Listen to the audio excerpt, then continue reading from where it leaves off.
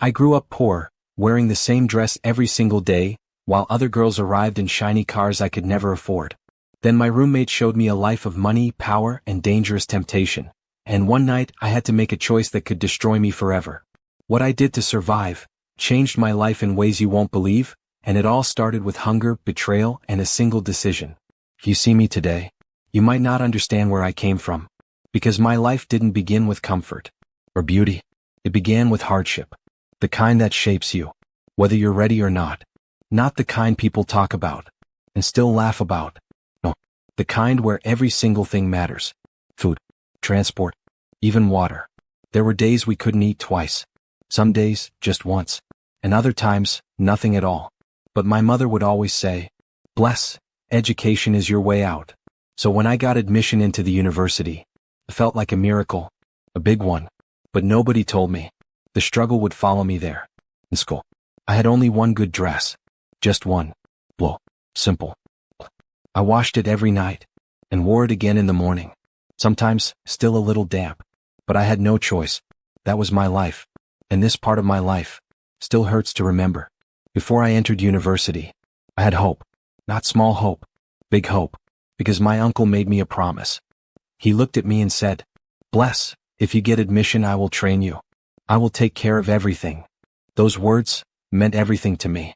Because we didn't have much. My mother struggled every single day.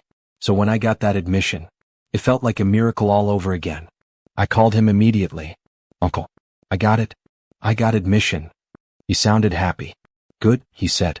"Go to school first. I will be sending money." I believed him. I trusted him. I held on to his words, like they were my only lifeline. At first, everything seemed fine. Even when no money came, I told myself, "He will send it," he promised. 1 week passed. 2 weeks passed. 1 month passed. Nothing. I called him again. This time he picked. "Uncle, I'm already in school. I need money for fees, for feeding." "Don't worry," he said. "I will send it soon." That word kept me going. But soon never came. 3 months passed. Still nothing. This time, when I called, he didn't pick. I called again, and again, and again. Morning, afternoon, night. No answer. My heart started racing every time I called. Fear slowly creeping in. What is happening? I sent messages. "Uncle, please. I need your help." No reply.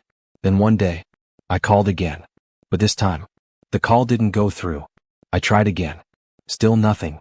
That was when I realized he had blocked me. Everywhere. Phone. WhatsApp. Everything. I sat on my bed that day, just staring into space. No tears. No words. Just silence. Because I didn't understand. How can someone promise you everything and disappear like that? That day, something inside me broke. When my mother heard, she didn't shout. She didn't complain.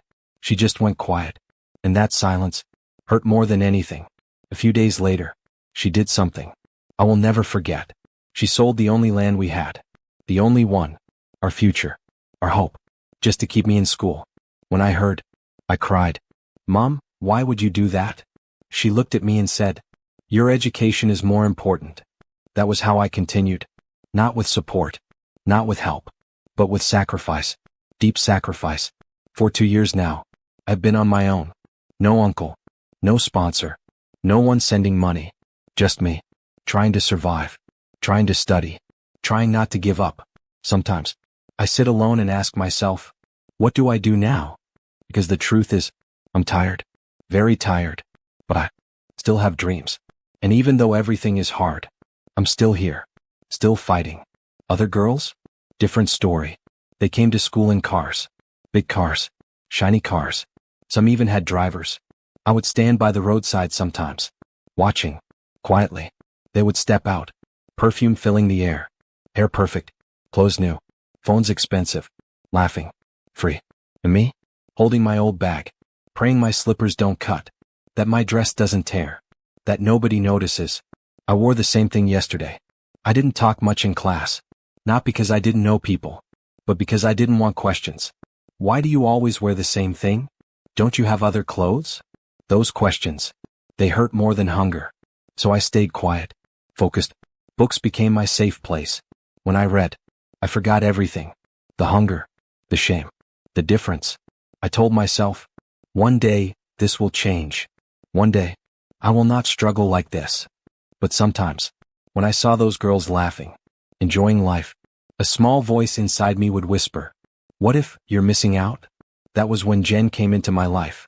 My roommate. Jen was everything I was not. Beautiful. Confident. Bold. She had clothes. Many clothes. Different types. Perfume. Strong and sweet.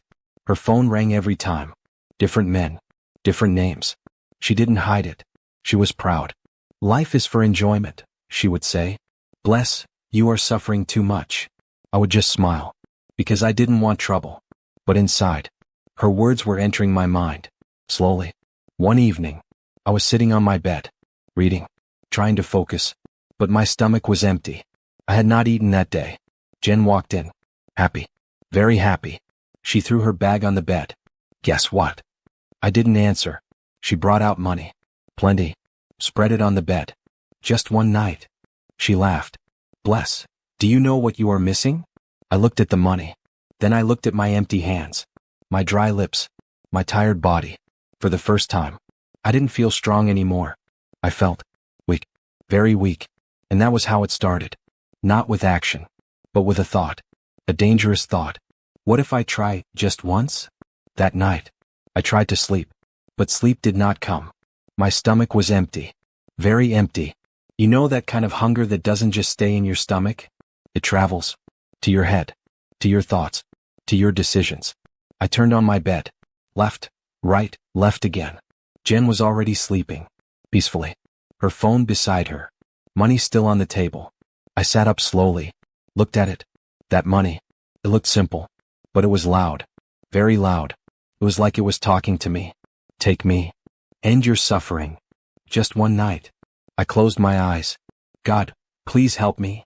But even my prayer sounded weak. Because deep down, I was already thinking about it. Morning came. I wore my blue dress again. Same dress. Same look.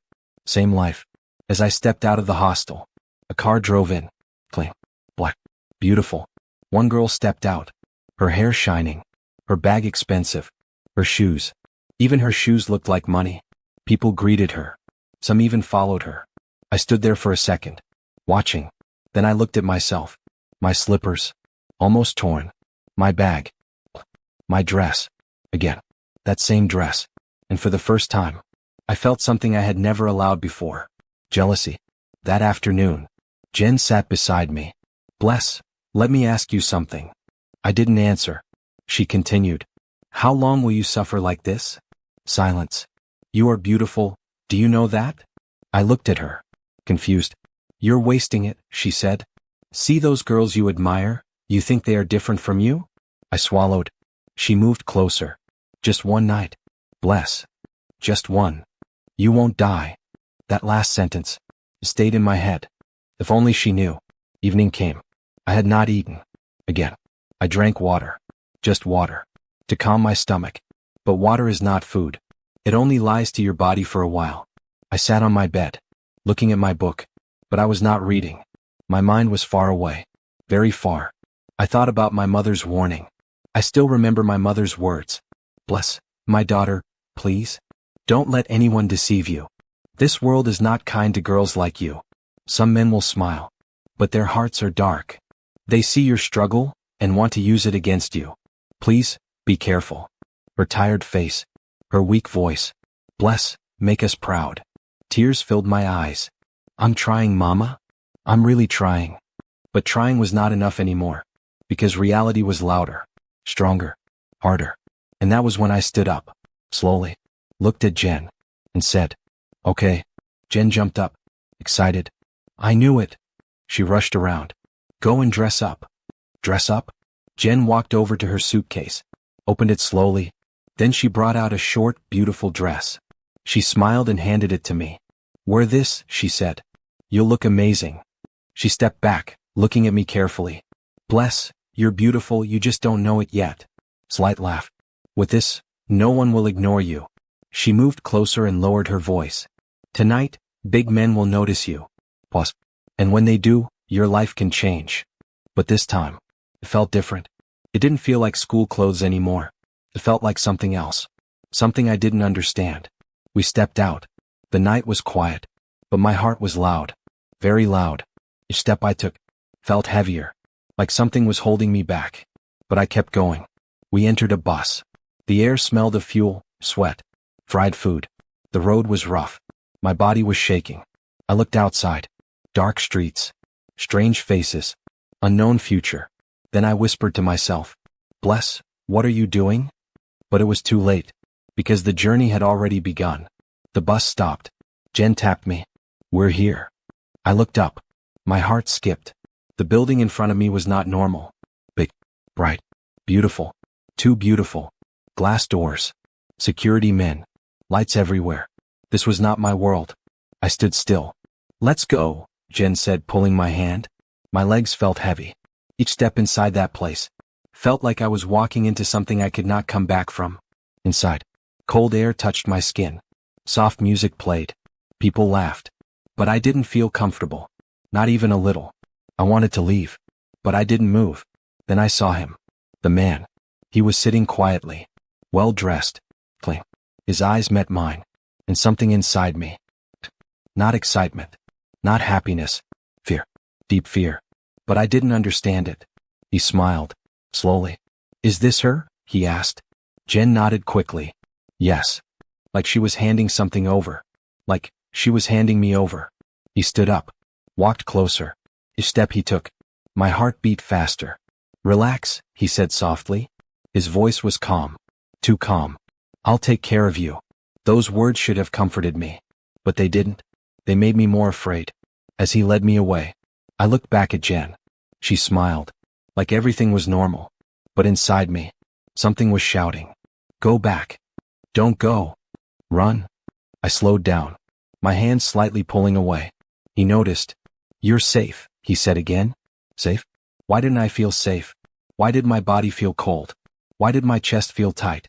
But then, I remembered the money. My hunger. My struggle. And I kept walking. That was the moment. I ignored my last warning. I won't say everything, but I will tell you this. My body was there, but my mind was not. I felt empty, like I was watching myself from outside. I didn't feel like Bless anymore. I felt like a stranger, something I didn't recognize. And at one moment, I felt it again. That strange feeling, like something was not right. Something was wrong. Very wrong. I opened my eyes, looked at him. His face, for a second, didn't look normal. I can't explain it. But I saw something. Something I wish I never saw. I closed my eyes quickly. Just finish, let it end, I told myself. Morning came. Light entered the room. Everything looked normal again. Too normal. Like nothing happened. He stood up, went to his bag, brought out money. Plenty money. My hands were shaking as I collected it. Then he brought out a phone. Brand new. Shiny. Expensive. "Take it," he said. My heart beat fast. I had never held something like that before. "Thank you," I whispered. But my voice did not sound happy. He looked at me one last time and said something strange. "Take care of yourself." Those words, they didn't sound normal. They sounded like a warning. I left that place, with money, with a phone, but without peace, because deep inside me, something had already begun, something I couldn't see and couldn't control. When I got back to the hostel, Jen was excited, very excited. "How was it?" she asked quickly. I forced a small smile. "It's fine." But it was not fine. Not at all. I sat on my bed, holding the money, holding the phone, things I once dreamed about.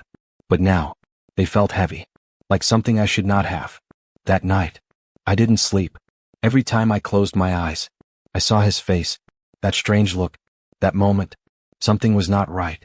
I could feel it, deep inside me. Around midnight, it started. A small pain in my stomach. I held it. "It's nothing." But it came again. Stronger. Sharper. I bent forward. "Ah." Jen turned. "What's wrong?" "My stomach?" She laughed lightly. "Relax, first time stress." But this was not stress. This was something else. Something deeper. Something I could not explain. The pain didn't stop. It stayed. Growing. Morning came. But I was worse. Much worse. I couldn't stand straight. My body was weak. Cold. And inside my stomach, It felt like something was moving. Slowly. Like something alive. I froze. No, this is not possible. Fear entered my whole body. I looked at Jen. This is not normal. For the first time. Even her face changed. She was scared. Let's get drugs. Before the drugs even came. I couldn't hold it anymore. I ran to the toilet. My legs shaking. My heart beating fast. I locked the door. Held my stomach tight. God, please. Then suddenly, the pain exploded. I screamed. Loud. Very loud. Then I felt it. Something coming out. Not normal. Not blood. Something else. Thick. Dark. Moving. My eyes widened. Jesus. What is this? I grabbed a bucket. My hands were shaking. It kept coming. More. And more. I started crying. I didn't understand anything anymore. My scream brought people. Students rushed to the door. Bless. Open the door. Are you okay? I couldn't answer. I was too weak. Too scared.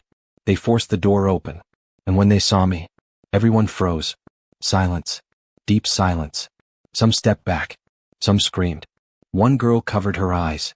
Oh my God. I was sitting there. Shaking. Crying. Help me, please. That was all I could say. They rushed me out. I could barely move. My body felt weak, empty. Finished. Two girls held me. One was crying. One was shaking. Jen followed behind. Silent. We entered the first hospital. The nurse looked at me. Then stepped back. Fear in her eyes. What is this? They whispered among themselves. Then one said, we can't handle this case. Just like that. They pushed us out. Second hospital. Same thing. Confusion. Fear. Rejection. Third hospital. No difference. At that point, I understood something. This was not normal.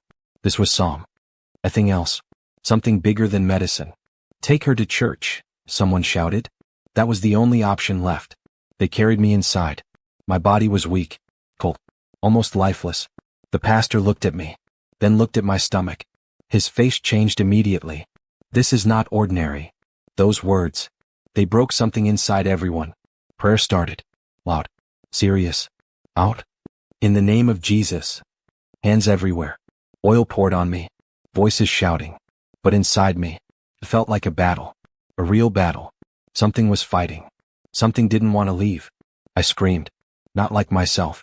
Even I was scared of my voice. Someone called my parents. When my mother arrived, she ran to me. My daughter. Her voice broke instantly. She held me, crying, shaking. What happened to you? I looked at her. Tears rolled down my face. Mom, I'm sorry. That was all I could say at first. My father stood behind, quiet, but his silence was heavy, painful. I didn't hide anything. I didn't have the strength to lie. I followed her. I went out. I met a man. I didn't know. My voice was weak, breaking. Each word was painful. My mother cried louder. My father turned away. Jen fell on her knees. I'm sorry. I'm sorry. But sorry could not change anything, because at that moment, everything had already gone too far. That night, I knew I was not going to make it. My body was too weak. My breath was too slow. My chest was tight. My mother held my hand. Stay with me, please. I looked at her, then at my father, then at the room. Everything felt far away, very far. I whispered softly. I wanted to succeed. I wanted to help you. Tears fell. I wish I never went. Silence. Deep silence. Then slowly, my eyes began to close. My chest rose. Fall. And that was it. After all I went through, I didn't know where to turn. My heart was heavy, full of shame and fear. But I found one place to start again, the church. For a year and 6 months, I reflected, prayed, and faced my mistakes. I learned something powerful. My worth wasn't in money, attention, or approval. It was inside me. I learned to forgive myself, others, and slowly I began to rise again. By the end, I was stronger, wiser, and ready to face life, no matter what came next. Survival isn't just about escaping danger. It's about knowing who you are and standing tall. And that was my first real step back into life. Thank you so much for journeying through this tale with me. If this story touched your heart, please give it a like, share it with someone who needs to hear this wisdom, and subscribe to join our growing family of storytellers. Your support truly means everything. I'd love to hear from you. Which part of the story resonated with you most? And let me know which part of the world you're watching from. I read every comment and they truly keep me going. See you in the next story. I love you all. God bless you. Bye.